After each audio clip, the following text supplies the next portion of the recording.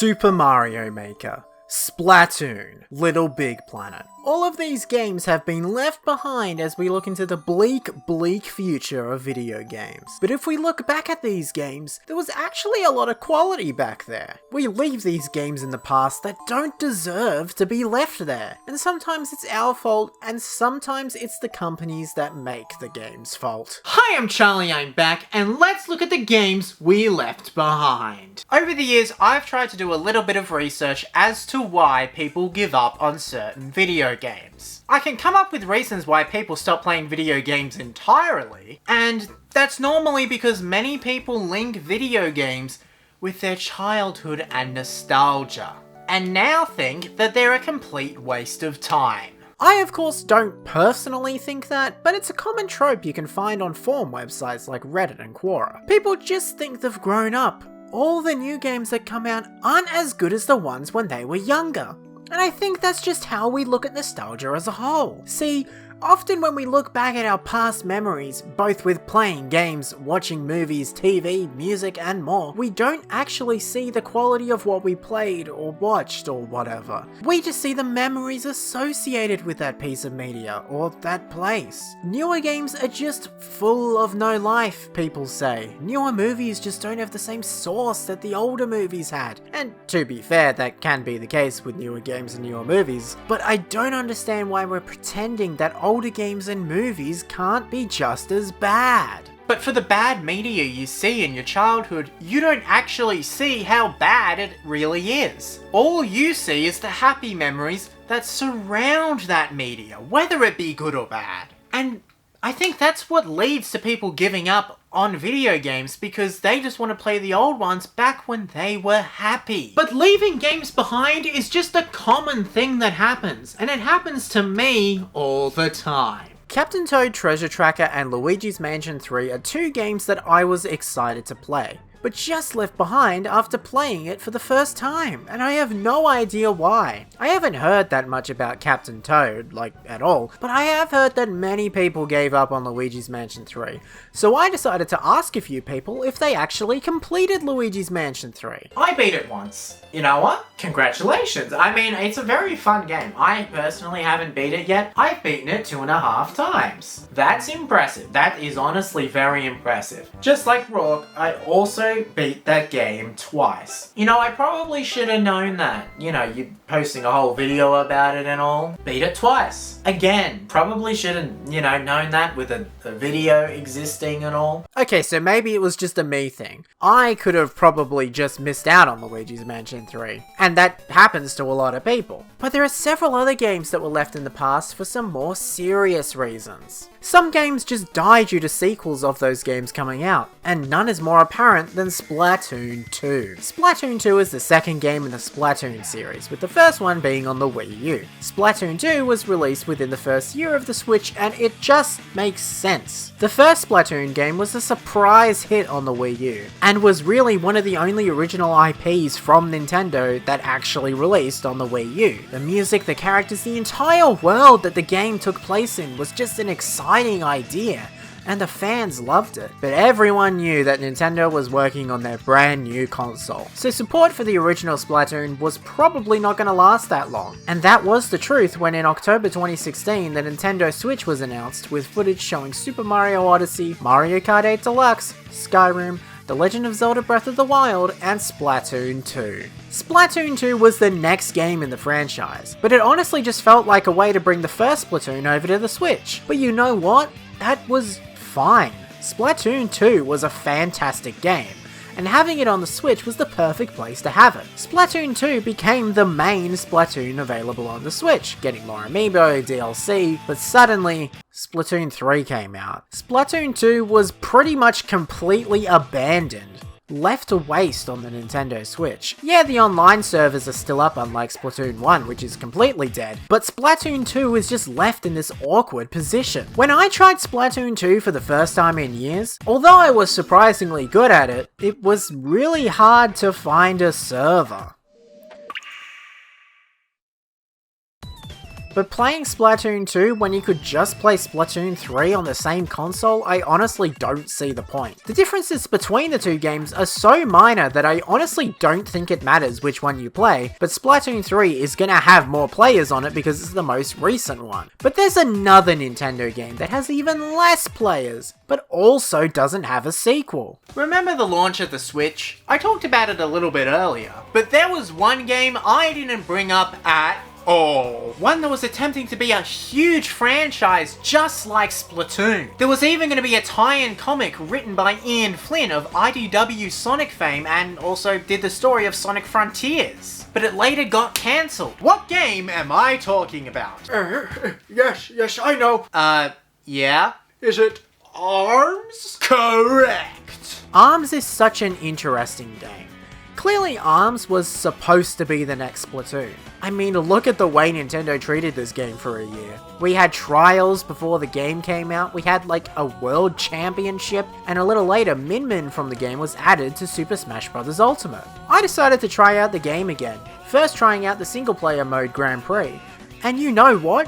You honestly want to know what I thought of the single player mode in the 2017 classic ARMS? It was fine. I really like the concept that they did with Grand Prix. It reminds me of classic mode from Super Smash Bros. Or the arcade modes from other fighters like Tekken, and I think it works really well. I started as Bite and Bark and fought against Min Min, and I was honestly having a lot of fun going back to the game and figuring out how to play it again. I went on to fight Ribbon Girl, but I think this is where the cracks started to show.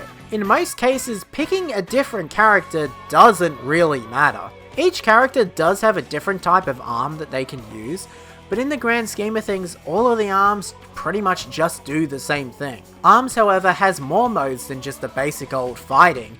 It also has a volleyball mode, and this was really fun, but it was just too short. I think Nintendo really wanted people to play this game just as much as they play Rocket League, but there's just something about ARMS that makes it not as replayable as Rocket League, but I honestly couldn't tell you what that is. I went on to try the online, and it wasn't very good. What ARMS does is it puts you in a lobby with a few people, and then the people within the lobby fight each other in separate matches. I think this was to help you not have to enter the online mode constantly after fighting someone, but with the player count getting lower and lower, not being able to instantly be in a match is just boring. The only thing you can do while waiting is training, and that gets very old very quickly. And you can wait minutes just to find a player you can actually fight against, and even then you don't know what the game mode is going to be when you play, and the matches last a maximum of 99 seconds. As there's only one round in online compared to single player where it's the first to 2 wins. And I think this, along with the actual gameplay style not being that interesting after 10 minutes, is what led this game to be left in the past and led to Nintendo barely supporting it after 2017. Which is a sad case because I think this game has a lot of potential, but it just needs to be done right. The Wii U. Nintendo's worst selling console that they supported for more than a year. We're not including the Virtual Boy. Does that even count as a main console? We got some great games like Super Mario 3D World, Super Smash Bros. For Wii U and Super Mario Maker, but we also got some pretty terrible games such as Meme Run. Yeah? I'm not kidding, there's actually a game called Meme Run. Whatever your opinion on the Wii U is, I think we can all agree that it wasn't fantastic. Support for the online only shut down in 2024, but some Wii U games relied on the internet for their existence to be justified. So these games losing the internet access is terrible. Of course we have fan servers like Pretendo, which it does help keep an online going for these games, but the original online is truly where the magic was, and it's gone. And these games will never be the same again. I decided to go back to Super Mario Maker and play it again, and the memories just came rushing back. This was before the servers shut down, so this was running on the official Nintendo servers, and these servers clearly weren't running at full speed. The load times to get into the online portion would take an insanely long time. The Wii U always had problems with load times, but it was never this bad. I've always enjoyed the original Super Mario Maker more than the second one for the creation aspect of it. but even playing the levels itself brought back some nostalgia from playing the original game back when it came out in 2015. Super Mario Maker was a game I was insanely hyped for back when it was first shown at E3 2014 as Mario Maker. It was the Mario game I had dreamed of. I'd always messed around with Mario creation games like Super Mario Bros. X and Mario Zero, but I always wanted something on an official console. So having Super Mario Maker just felt like a dream. Thankfully, Super Mario Maker delivered big time. Creation games like this are where you can share your levels online, but it also causes the biggest problem with them, as the servers will eventually shut down, and then there's just kinda no point of playing the game anymore. And Super Mario Maker was just the tip of the iceberg when it came to stories like this. LittleBigPlanet is a franchise of games all about expressing your creativity. That's something I've always believed in. LittleBigPlanet showcased this off in a wonderful way. This was the game I was always jealous of. I was never really a Sony guy for a long time, but I would see people play LittleBigPlanet, and it was one of the reasons why I actually wanted a PlayStation. Eventually, the PlayStation got a game called Dreams, which I do have, which is pretty much a successor to LittleBigPlanet, considering it's made by the same people and all, but the fact that LittleBigPlanet was still going was always interesting to me. But obviously, I don't have that much experience with LittleBigPlanet, so I decided to ask Anti-Extra for what they thought about the shutdown. LittleBigPlanet to me was what Roblox is to kids nowadays. There were endless amounts of possibilities, dude. You could create your own games and engineer objects to have certain mechanics. You could play an enormous range of community-made levels, ranging from something like Survive the Titanic to a PG version of Mortal Kombat. And there were even certain creators that were just shooting entire recreations of movies using LittleBigPlanet avatars that you could just sit down and watch. I honest to God remember crying to a recreation of Hachi, A Dog's Tale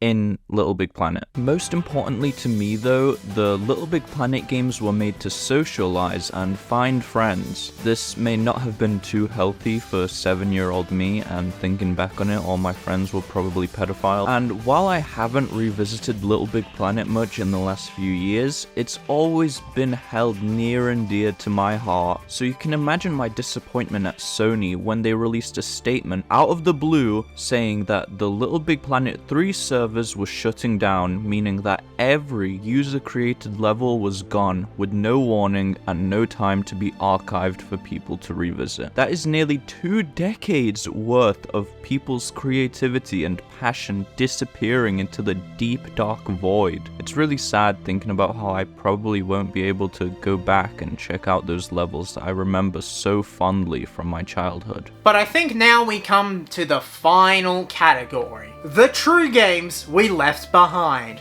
The top 5. Exactly. I will list 5 games that I personally think have truly been left in the past, and games that no one talks about. So here is the definitive list of the 5 games we left behind. Surgeon Simulator was a huge game on YouTube back in 2013 and 2014, being played by all the popular creators. But when we look back at the game now, no one plays it.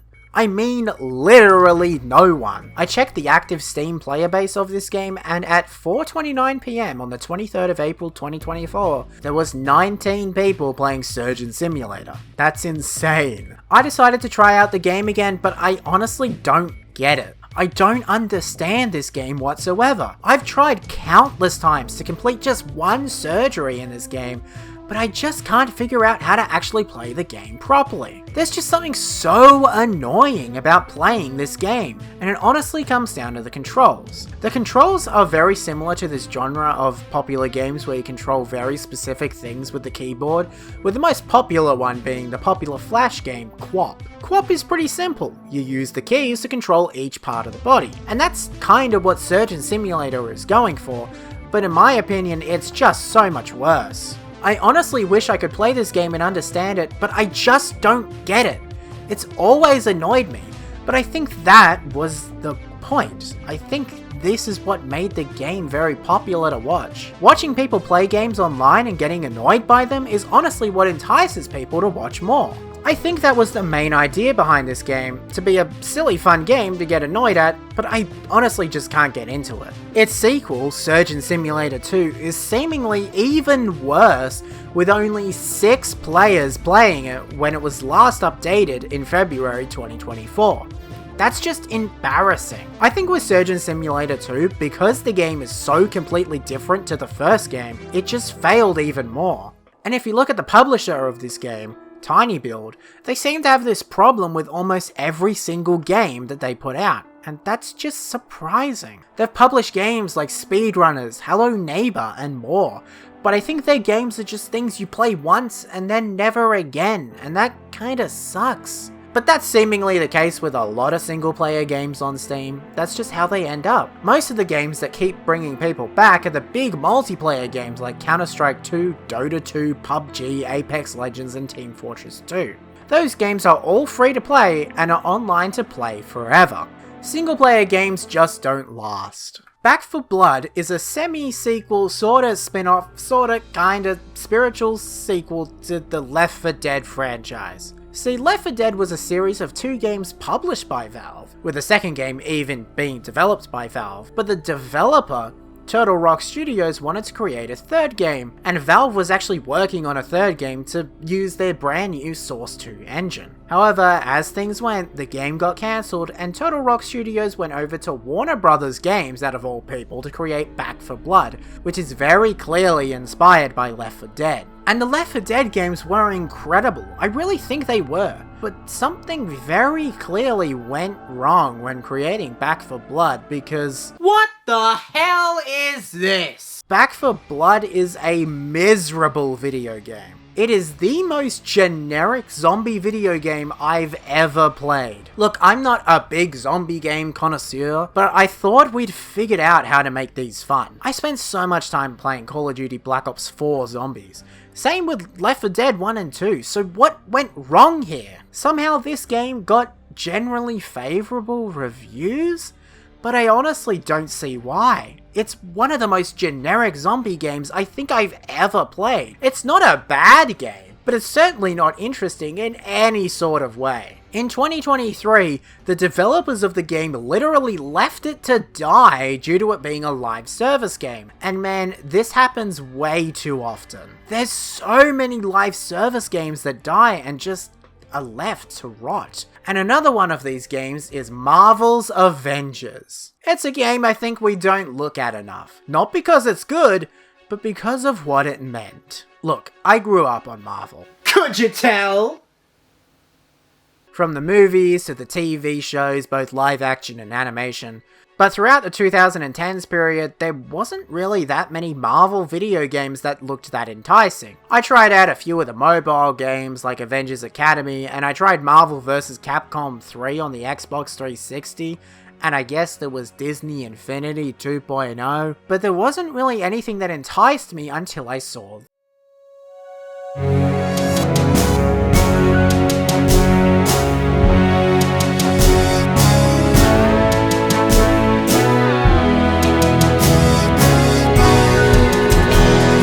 had a PlayStation console prior to this. I was always a Nintendo guy and I had an Xbox One, but the PS4? No way, that's not me. But an action-packed Spider-Man first-player game? I think I finally need a PS4. When I played Spider-Man, I was enthralled. I thought this game was absolutely incredible. It's such a fantastic game full of life. This game honestly pulled me in to keep checking on what the Marvel games are doing. So when I heard about Marvel's Avengers, I knew it was gonna be good.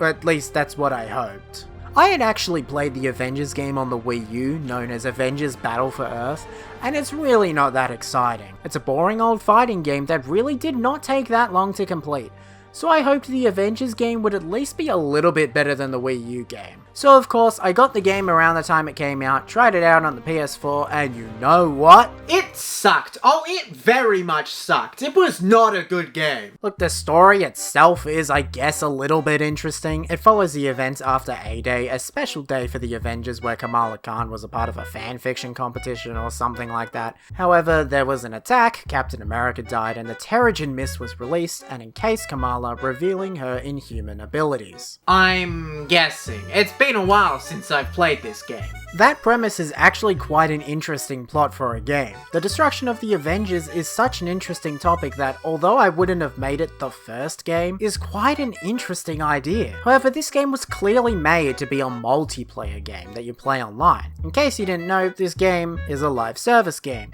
that has a single player campaign. However, most of the game likely wants you to play with more than one player in the single player campaign, because it's not really a single player campaign, and the gameplay is just incredibly repetitive.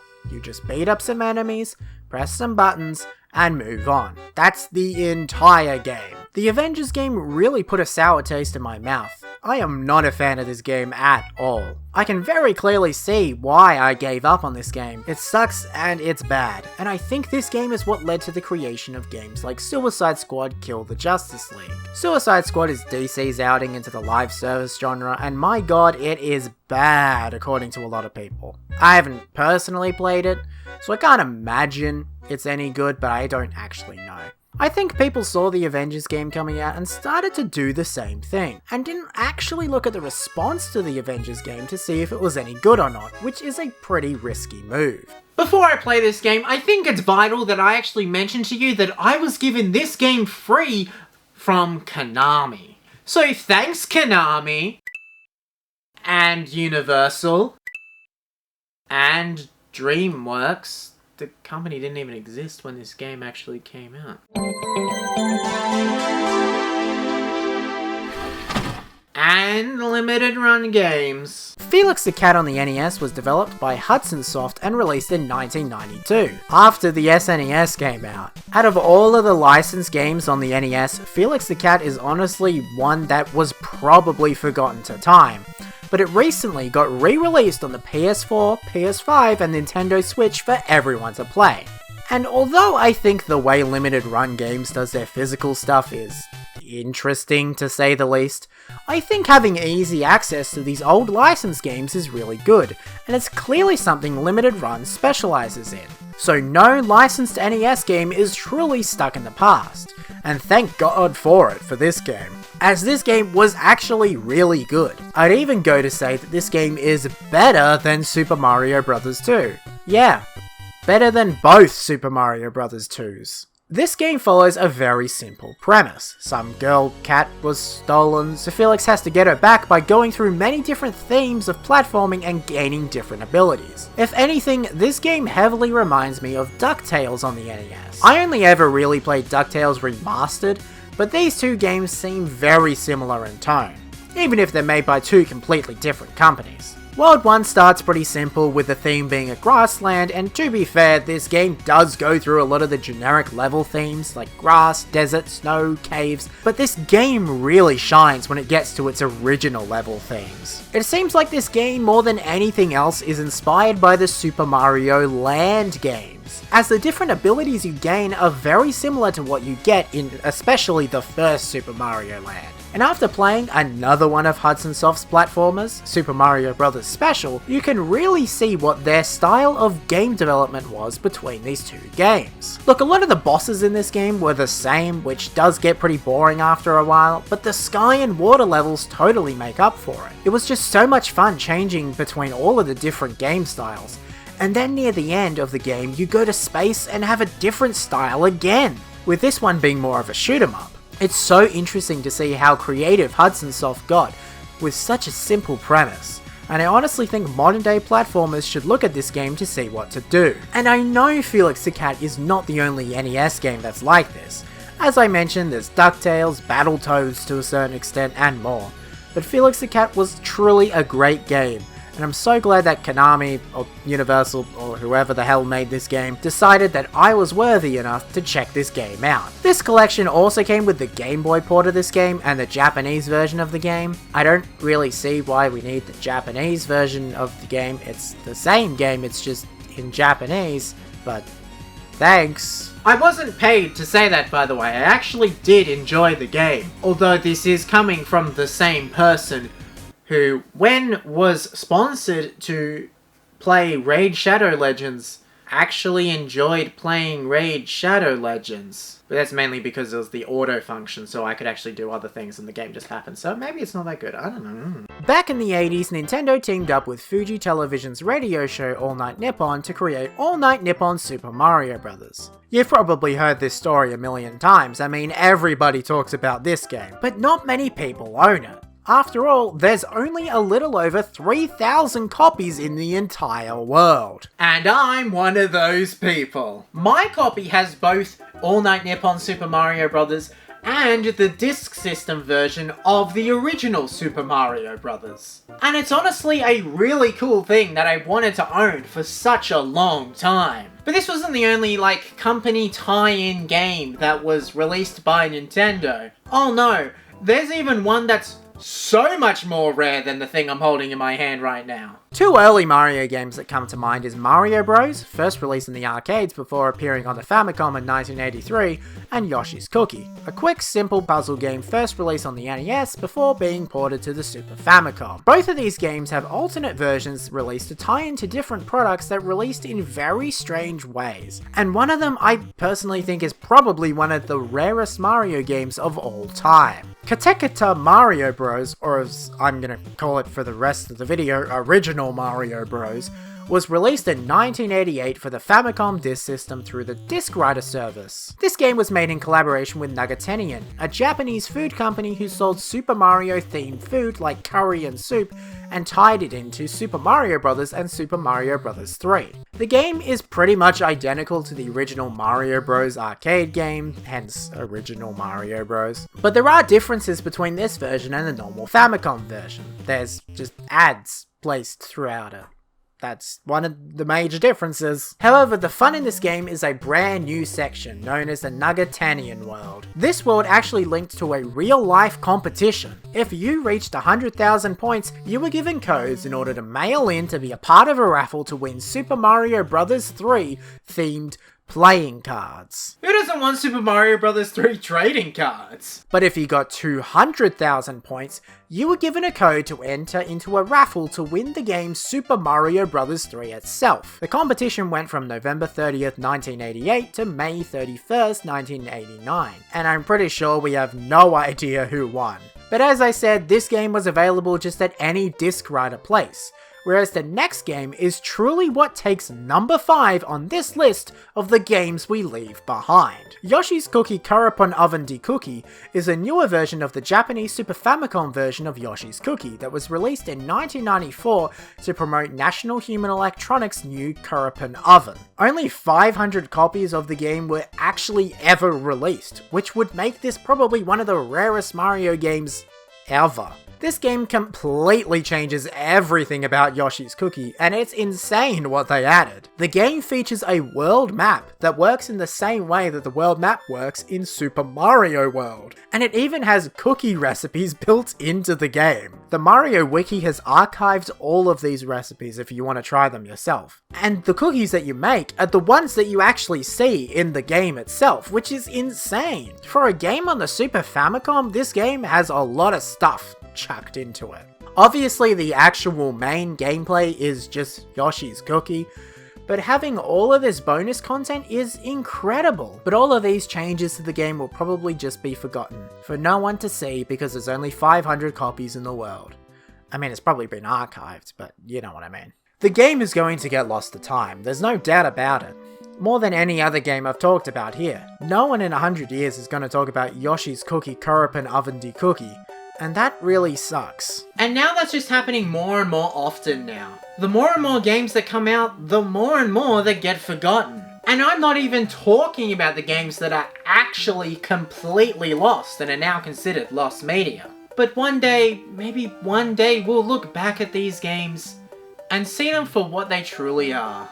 But today just isn't that day.